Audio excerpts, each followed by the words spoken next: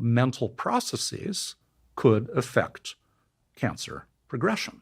So let's say we have a hypothesis, and it's a wild hypothesis, and I want to just emphasize that there is not evidence for this, but let's make the hypothesis that says that through meditative practice, you can slow the progression of certain tumors that tend to get innervated, right? Well, right now, this is just kind of a wild idea. But I think the important thing, as I've said before, that this is a wild idea with a biological substrate. It's not like you meditate and magic happens and force fields open and the angels sing, and then your tumor shrinks. This is, we are saying that activity in certain areas of the brain is increased by this meditative practice, and that this sends signals to this neuron and this neuron that actually go to the tumor and make something happen through this biochemical pathway that we have defined, right? And to me, this is speculative, but it's also extraordinarily exciting, right? It opens a kind of investigation of mind-to-body signaling that has received very little attention up to now. Incredible. And I say incredible because while you're giving an example of CGRP and nerve innervation and metastatic tumors, I absolutely love the idea that a phenomenon involving some practice that could be put under the umbrella of mind-body or body-mind becomes something entirely different when we're trying to hang that on the hook of a biological process. It's like something fundamentally changes there. Right. It's amazing to me, for instance, that early on psychedelics and breathwork, conscious breathwork, were lumped together, cost people their jobs at major universities. I won't name the universities because we're all, you work at one, I work at another, and there's a third one called Harvard. I guess I just named them. But nowadays, there are laboratories at every single one of those institutions studying deliberate respiration on health, as well as psychedelics and meditation, for that matter, with the goal of understanding what cytokines, what neurotransmitters, et cetera, change through defined pathways, including vagus, but phrenic nerves and frontal cortex and all the stuff that is considered, classic rigorous neuroscience. So I do think we've entered a new era. So it's not costing people their jobs anymore. It's actually giving people their jobs. And it's federally funded, which itself is also fantastic, in my opinion. So we are in a new era. What do you think needs to be done to really nail down the idea that how we think influences our biology, even though it's a total duh, because everyone knows that chronic stress, for instance, can be detrimental. Short-term stress can actually be beneficial, but and stress is a mental process that essentially deploys chemicals in the body that then create other issues in the body that then create shifts in mental processes. It's so obvious when it's spelled out, but it's just remarkable to me how this has just been lumped in the category of like woo science. And I can't quite figure out what needs to be done in order to convince people that their nervous system includes stuff outside the skull and spinal cord. And of course, it would work this way. Well, right. And I think it is the job of biomedical researchers right now to reclaim a lot of this from the realm of nonsense. And the problem is there has been a lot of nonsense. And, there's sort of a visceral reaction, when someone says, oh, yeah, well, you can do breath work and it'll realign your chakras, and that is, what will reduce your anxiety or your gut inflammation. And I'm tempted to just go, oh, shut up. But what if the chakras are collections of nerve innervation of bodily sphincters, and it could make sense. Right, it could, but there's got to be some biology. In some cases, these analogies are rooted in something real, And in some cases, they're just made up bullshit, right? And I think the challenge is to have really rigorous scientific tests of these things to take it back and to be willing to say, all right, there have been a lot of claims, for example, made about how mental processes can influence the body, and only a subset of those are going to be true. Mm-hmm. And of that subset, it is our job to understand how they work, both to rationalize them, but also to optimize them and make them better. I mean, there's no question that mental processes affect the body. I mean, we know, for example, that if we just keep you awake and don't let you sleep long enough, you'll die. And what will you die from? You'll die from sepsis, because the barrier between your gut contents and your peritoneum will break down, right?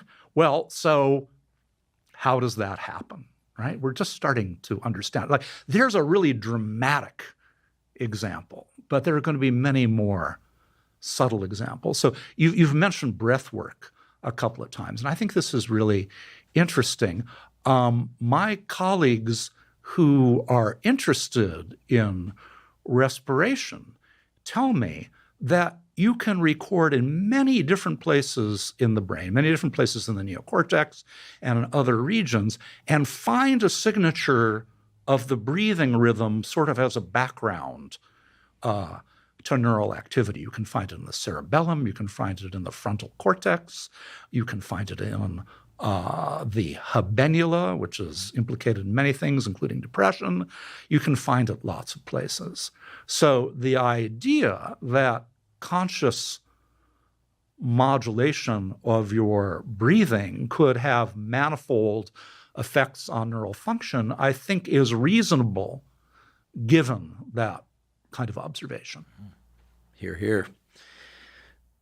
Let's talk about you a bit more.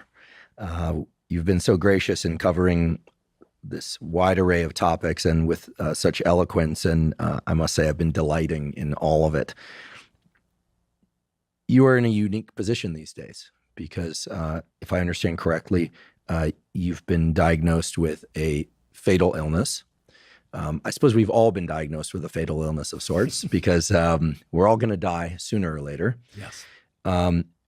If you're willing, could you tell us the story of how that diagnosis came to be, what your initial reaction was, and where things stand now? And perhaps we can explore some of the, well, let's just say pleasant surprises that have emerged since that initial diagnosis. Well, sure, I'd be happy to. So in the summer of 2020, in the dark days of COVID, when things were looking really bad, I developed profound shortness of breath. I couldn't get up a flight of stairs without huffing and puffing. And I thought, oh, well, I've got COVID. But I took COVID tests, and they were all negative. But I thought, oh, I must have COVID. I've got the symptoms of COVID. I have respiratory issues. I'm feeling weak. It's got to be COVID. And after a while, when this didn't go away, my wife said, look, you got to go into the doctor. This is crazy. You got to find out what's going on. And I did. And they hooked me up to an electrocardiogram. And they said, oh, you've got atrial fibrillation, meaning that your heart is doing 2 beats every time it should do 1. So I have a very high heart rate. And when the heart beats that fast, it can't work very effectively. There isn't enough time to recharge before the next beat comes. Now, it turns out that there is a very straightforward therapy for this. Atrial fibrillation comes from electrical signaling in the heart sort of swirling about in a circle and reactivating part of the heart muscle faster than it should. And so if you thread through a catheter in your groin up through blood vessels, you can put in a little needle and use that to cauterize and to ablate a tiny little strip of cells in the heart that will produce a barrier that will prevent that aberrant return of electrical activity and will cure atrial fibrillation. So I had that process, that ablation surgery, and sure enough, it cured my atrial fibrillation. And I was feeling terrific. And they said, oh, as a follow-up, come back a few months later and we'll do an echocardiogram to see how your heart looks. And they did. And they went, oh my God, there's this huge mass pressing against your heart. It's like the size of a Coke can. Here's what we think it is. We think it's a hiatal hernia. We think your stomach is poked up through the diaphragm muscle and it's nestling next to your heart. So the way we diagnose this, it's kind of humorous. They say, chug this can of Diet Dr. Pepper and then quickly get up on the table and we'll do the echocardiogram. And in the echocardiogram, we can see a signature of the popping CO2 bubbles in your soda. And if we see those in the mass, then we know it's your stomach. So I did it, I chugged it, I got up there. Oh, no, it's not your stomach. I said, oh, okay. Well, what we think this is a teratoma. And a teratoma is a developmental anomaly that you carry usually from fetal life, where there's a group of different cells that gets in a place where it shouldn't during development and then grows. You've probably heard about people who sometimes get like a tooth that grows hair in their abdomen. Sometimes women have these around their ovaries. And they're not malignant, they don't spread, it's a fairly easy thing. But I had this enormous Coke can pressing on my heart. It may have, we don't know, have been the source of my atrial fibrillation to start with. But in order to deal with this, I had to have open heart surgery. So I had the surgery, and it was a big, hairy deal. I was told it would last about 5 hours. It turns out it lasted 2 days. Wow. They had me on the heart-lung bypass machine longer than you're supposed to because you're very likely to throw a clot and get a stroke. Fortunately, that didn't happen. I had very skilled surgeons at Johns Hopkins. It was bleeding so much that they couldn't close the chest. So they had to do all the surgery and then just leave me anesthetized with my chest open until the bleeding stopped. So the surgery was a bear. And then I'm waiting to get the pathology report back on the tissue they removed. And it came back and it was bad news. Sorry, it's not a teratoma. It's not benign. It is a kind of cancer called synovial sarcoma. And synovial sarcoma is a moderately rare cancer, and it usually affects the synovium, which is the lining of the joints, or some other places. It's pretty rare to have it happen in the heart. There are a few examples. If you look in the biomedical literature for common cancers like testicular cancer or breast cancer, there are huge tables of statistics from millions of patients on what's been tried and what works and what the prognosis is. For synovial sarcoma of the heart, there are only individual case reports. Oh, there's a guy in Kenya and he got it and this is what happened. There's a woman in Minnesota and this is what happened with her. Right? There are no statistics because it's that rare. And the oncologist said, well, I think you've got 6 to 18 months to live. Now, this was about now 27 months ago. So I've fortunately exceeded that lifespan estimate. And I think we got to be clear also that, being an oncologist has got to be a terrible job for many reasons. But one of them is that you got to give a lifespan estimate, even if you really don't have the data to do it in a very informed. You can't just say, I won't do it, right? You got to do it. People expect it. So, I'm not saying like, oh, the oncologist was incompetent because I've outlived my estimate. He was trying to do something based on very little information, made his best guess. So, I got this information and I was furious. I was so angry. Heart cancer.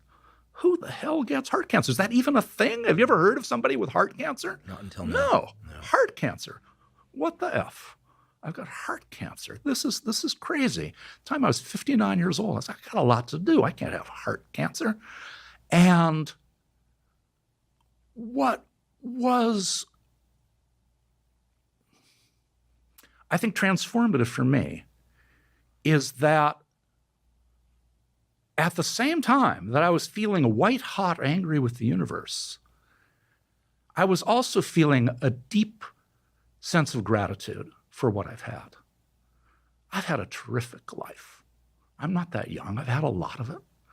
And I had great parents, wonderful friends growing up. I've had a good career.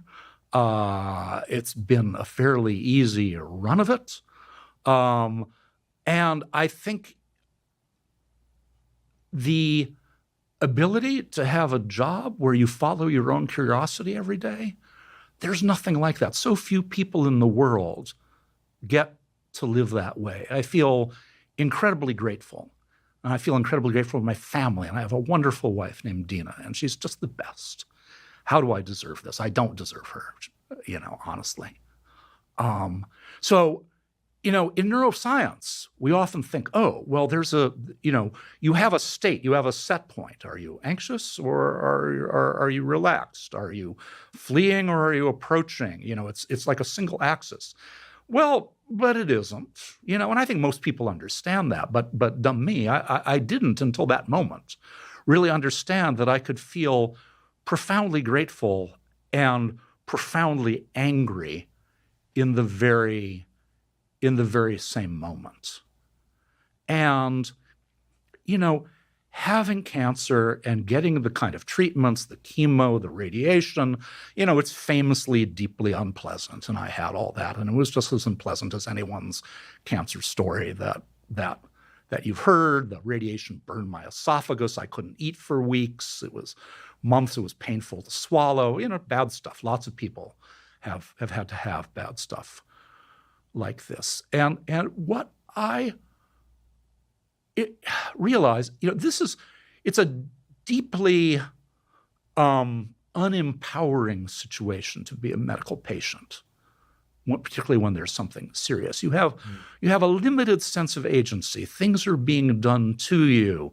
Drugs go in you that make you feel really bad. And there isn't that much to do. And I realized that for me, the sense of agency came from being curious, from being a total nerd about things. And part of what it made me curious about was my own mental processes as they related to my cancer and my cancer diagnosis. So, for example, I'm getting the chemo, and I should just say, as background, I'm fortunate. I don't have a tendency for depression. I'm a pretty upbeat guy. I don't take any credit for that. I think I was just born lucky and raised lucky, right? But day after day of feeling bad in your body from chemo, boy, it's hard to be positive. It really is. I could not overcome it. My mood got really, really low. And I could tell myself, this is going to be over. It's not going to go on forever. You won't feel this way forever. And you would think that as a rational person, I could talk myself out of that mood, but I couldn't. Probably because my brain was awash in interleukin-6 and I couldn't overcome it. I felt really low. But at the same time, I was sort of at a remove, being a nerd about going like, I bet these cytokines are messing me up right now. I bet that's what's going on. And that gave me some sense of agency in a time where otherwise I really wouldn't have it. Another thing it really brought home to me is this issue that we were discussing earlier about how malleable perception is, and perception of time in particular. If someone had said to me when I was healthy, before I was diagnosed, you're going to die in 5 years, I would have gone, oh, no. No. I'm 59 years old. I should get way more than 5 years. I got a lot of things to do. Professional things, personal things, family things. I got a lot of things to do. No, that wouldn't be right. I'd be very upset. But, if you told me after my diagnosis of 6 to 18 months, oh, you get 5 years, I'd be like, 5 years? Yeah, that's pretty good. I can do a lot in 5 years. I can finish up in the lab, and I can do some good work, and I can spend time with my family and travel and savor life's pleasures and do all kinds of things. 5 years, great.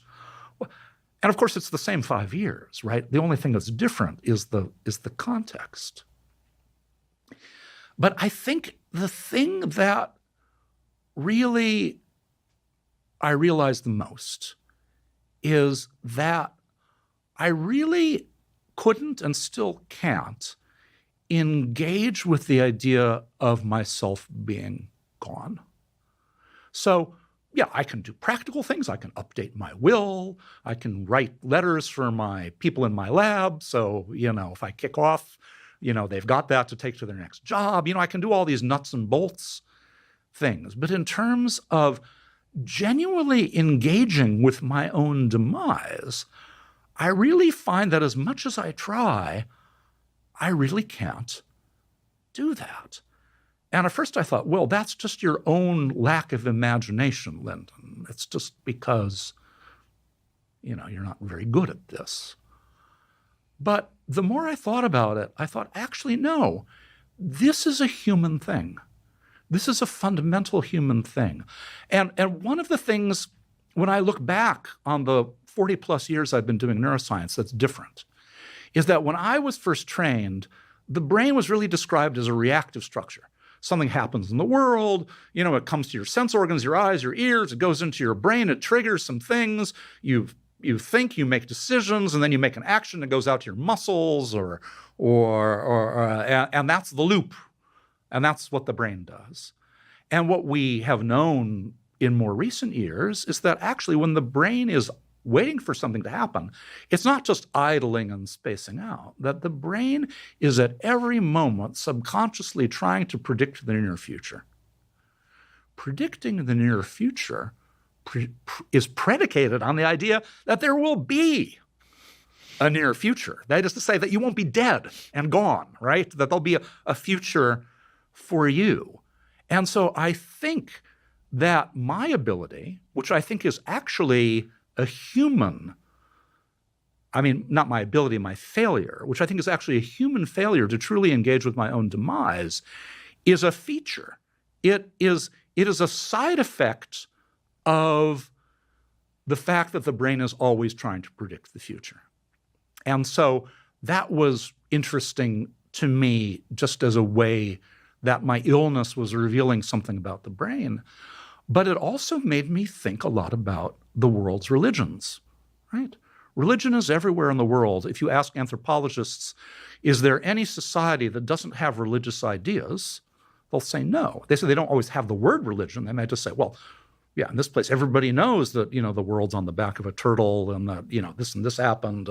There are these rules. They may not call it religion, but every place in the world has religion. Not everyone is religious, but it is a cross-cultural universal. And most religions, not absolutely every single one, but almost every single one has stories of afterlife or reincarnation in which your consciousness endures. Well, why would that be? And in many religions, they've got a deal, right? Follow these rules in life, and then you'll be rewarded in the afterlife. And that's a very general idea. Or punished in the afterlife. Or punished in the afterlife, right? And, in some religions, you meld with the divine. In other religions, you're reincarnated as this or that, heaven or hell, right? There's variance, but they share that your consciousness endures. And so why is this so popular all over the world? Well, I would hypothesize that it is a side effect of the fact that the brain can't help but always trying to predict the future. When we can't imagine the world without us in it, then we are forced to concoct stories of the afterlife. Fascinating. And makes me want to ask about this feature of time perception. My undergraduate, graduate, and postdoc advisors all sadly died early, really, by pretty much any standard. And I was fortunate enough to be in communication with the last two as they were going through that process. Both of them described a heightened sense of gratitude, especially for things that previously they had not paid attention to. So we call this noticing the little things. Yes. But that makes me conclude that something about the knowledge of one's impending death, however far off that might be, shifts our attention at least temporarily, leads to this sense of slowing down a bit, because in order to shift our attention to quote unquote the little things or things that we previously overlooked, there's this sense of slowing down. And we know from basic videography, photography, that slowing down means an increase in frame rate, right? That, shooting at strobe frame rates gives you the perception of strobe. Shooting at very high frame rates allows you to see things in very slow motion. You're noticing subtle variations that normally you overlook. I'm not trying to be overly reductionist about this this process of enhanced gratitude that you describe, and how it was alongside intense anger. But have you noticed a shift in your perception of time because you were given initially this, X number of months, and then now you're still here, fortunately, and with this kind of open-ended, well, it wasn't the prediction that was given to you by your oncologist, but it's unclear how long you're going to be here, right? Which is how most of us exist. You have the sense that it's sooner rather than later, but you don't really know. So I'm curious as to how the idea that, you have 12 months more to live versus more than 12 months, but not infinite. But of course, I know that I hopefully have more than 12 months, but it's not infinite. Yes.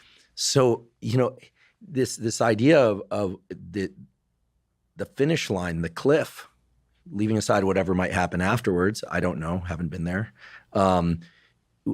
It changes what we notice by way of changing our perception of time.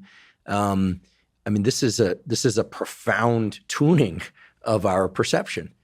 What are your thoughts on that? And do you notice each sip of coffee? You probably don't notice each step across the kitchen floor in the morning. You're probably paying attention to your lovely wife and kids and things that day, but presumably it's dynamic. But what is your perception of time like now, with the understanding that, yes, you made it through past the gate that was predicted, but what lies ahead is uncertain? Yeah, so that's really interesting. And I would say definitely my perception of time is slower, and it seems like an age since I was diagnosed. But I think part of that is because it's been action-packed. In other words, since I was diagnosed, so many emotionally salient things, non-trivial things, have happened. So many intense discussions with my wife and my friends and the people in my lab.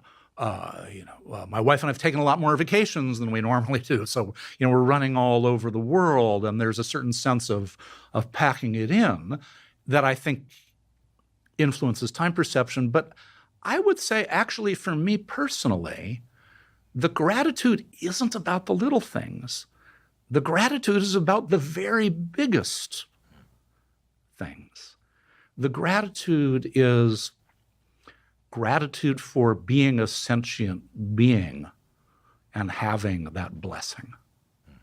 The gratitude is for being able to have a life where I can follow my own ideas and creativity.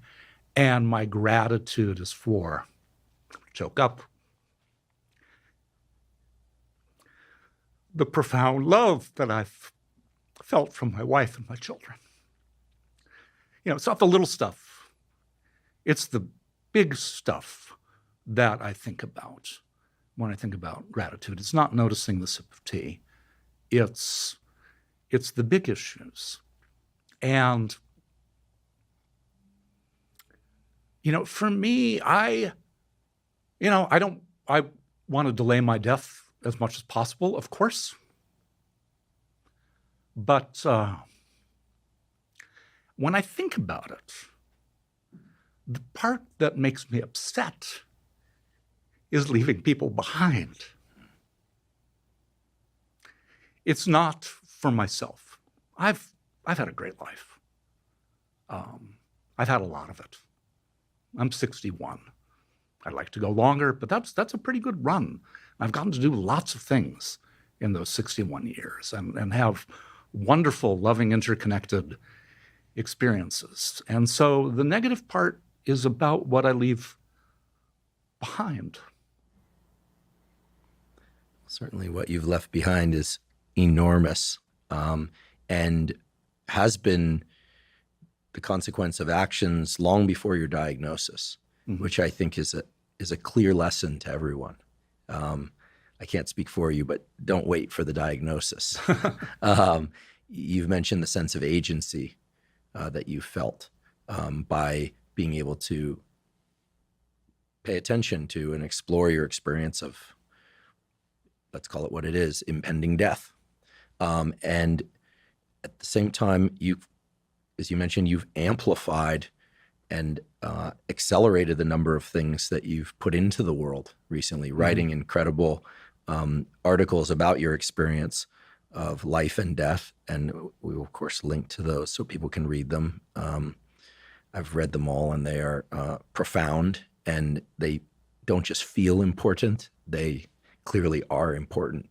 Thank you. So very few people have your insight into the nervous system at the mechanistic level, but also at this more holistic level that you've clearly displayed to us here and in your research and in your book writing and public speaking. I think it's a risky thing to ask somebody for advice, but I can't help myself because I think it's a real opportunity. If you had advice to give to any and all of us, based on the whole experience, all of it from go, as they say. Right. If you're willing, and feel free to pass, but if you're willing, what is your advice? Well, I would say the advice that is really universal is what everybody already knows and is a bit trite, but I'll say it anyway. And that is appreciate what you got while you got it. And, this isn't any big secret, and everyone knows it. I would say for a subset of people, the way of the nerd is very empowering. I don't think that's the case for everyone. I think for a subset of people who are deeply curious as their nature, turning that curiosity to your own mortality and your own medical situation can be empowering and useful. But I don't think that should be broad advice. I think that's only, for a fraction of people, it's probably the worst thing they could do. And there's nothing wrong with that. Everybody's different, right? Not everyone should adopt the way of the nerd. But for a fraction of people, it's a really, really good thing to do. This is normally the portion of a conversation with a guest where I list off the many, many things they've done and how grateful I am. And all of that is absolutely true in the case of you being here today and the work you've done. But I think it's self-evident how much you've not just accomplished, but how much knowledge you've put into the world, and not just scientific knowledge, but knowledge about the human experience of others and of yourself. And so I just want to extend a giant thank you on behalf of the listeners and viewers and myself. Thank you for coming here today. Thank you for doing what you do. And so great to still have you here and to have this conversation. And I hope it goes longer. And no matter when it ends, you've done an enormous service to humanity. Well, thank you. That's very kind. It's been a pure pleasure to have this discussion with you. Thanks, David. Thank you for joining me today for this discussion with Dr. David Linden. If you're learning from and or enjoying this podcast, please subscribe to our YouTube channel. That's a terrific zero-cost way to support us. In addition, please subscribe to the podcast on Spotify and Apple. And on both Spotify and Apple, you can leave us up to a 5-star review. If you have questions for me or comments about the podcast or guests that you'd like me to consider hosting on the Huberman Lab podcast, please put those in the comment section on YouTube. I do read all the comments. Please also check out the sponsors mentioned at the beginning and throughout today's episode. That's the best way to support this podcast. Not on today's podcast, but on many previous episodes of the Huberman Lab podcast, we discuss supplements. While supplements aren't necessary for everybody, many people derive tremendous benefit from them for things like improving sleep, hormone support, and focus. The Huberman Lab podcast has partnered with Momentous Supplements. If you'd like to access the supplements discussed on the Huberman Lab podcast, you can go to Live Momentous, spelled O-U-S. So it's livemomentous.com/Huberman. And you can also receive 20% off. Again, that's livemomentous, spelled OUS.com/Huberman. If you haven't already subscribed to our Neural Network newsletter, our Neural Network newsletter is a completely zero-cost monthly newsletter that includes summaries of podcast episodes as well as protocols. That is short PDFs describing, for instance, tools to improve sleep, tools to improve neuroplasticity. We talk about deliberate cold exposure, fitness, various aspects of mental health. Again, all completely zero cost. And to sign up, you simply go to hubermanlab.com, go over to the menu in the corner, scroll down to newsletter, and provide your email. We do not share your email with anybody. If you're not already following me on social media, I am Huberman Lab on all platforms. So that's Instagram, Twitter, Threads, LinkedIn, and Facebook. And at all of those places, I talk about science and science-related tools, some of which overlaps with the content of the Huberman Lab podcast, but much of which is distinct from the content of the Huberman Lab podcast. Again, it's Huberman Lab on all social media platforms. Thank you once again for joining me for my discussion with Dr. David Linden. And last, but certainly not least, thank you for your interest in science. Hints into the underlying mechanisms that suggest as to why it would work. And you've given us examples as to how it has worked in patients that you've worked with. And this field is expanding fast. I think this is an area of psychiatry and medicine in general, meaning behavioral and nutritional interventions, that is expanding very fast. So thank you for being brave and for taking this on and doing it in such a structured way, and for communicating it here today and with the general public through your book and your online presence. We will certainly point people in the direction of those valuable resources. Thanks so much. Yeah, really appreciate it. Thank you, Andrew, for being brave and having me on your show. And it's been a pleasure. And for a great conversation. Thank you for joining me for my discussion with Dr. Chris Palmer.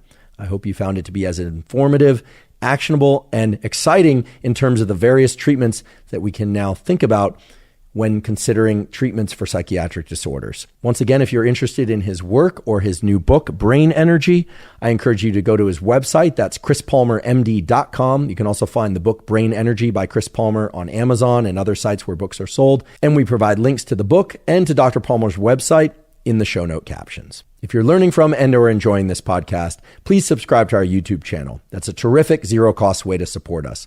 In addition, please subscribe to the podcast on Spotify and on Apple. And on both Spotify and Apple, you can leave us up to a 5-star review. If you have questions or suggestions about topics and guests you'd like me to include on the Huberman Lab podcast, please put those in the comments section on YouTube. I do read all the comments. In addition, please check out the sponsors mentioned at the beginning of today's episode. That's the best way to support this podcast. During today's episode, we did not discuss supplements, but on many previous episodes of the Huberman Lab podcast, we do discuss supplements. Because while supplements aren't necessary for everybody, many people derive tremendous benefit from them for things like enhancing sleep and focus and hormone augmentation and so forth. The Huberman Lab podcast has partnered with Momentous Supplements because they are of the very highest quality and they ship internationally. In addition to that, they have single ingredient formulations that allow you to devise the supplement regimen that's most effective and most cost effective for you. If you'd like to see the supplements discussed on the Huberman Lab podcast, please go to livemomentous.com/Huberman. The Huberman Lab also has a zero-cost newsletter that you can access. It includes summaries of podcast episodes, as well as summaries of various protocols for mental health, physical health, and performance. You can sign up for the newsletter by going to hubermanlab.com, going to the menu, and look for the Neural Network newsletter sign up. You just provide your email, and I assure you we do not share your email with anybody. And again, it's completely zero cost. Again, go to hubermanlab.com and sign up for the Neural Network newsletter. And if you're not already following us on social media, we are Huberman Lab on Instagram, Huberman Lab on Twitter, and Huberman Lab on Facebook. And at all of those sites, I provide science and science-related tools for mental health, physical health, and performance, some of which overlap with information covered on the Huberman Lab podcast, but often which is distinct from information covered on the Huberman Lab podcast. So again, that's Huberman Lab on Instagram, Twitter, and Facebook. Once again, thank you for joining me for today's discussion with Dr. Chris Palmer. And last, but certainly not least, thank you for your interest in science.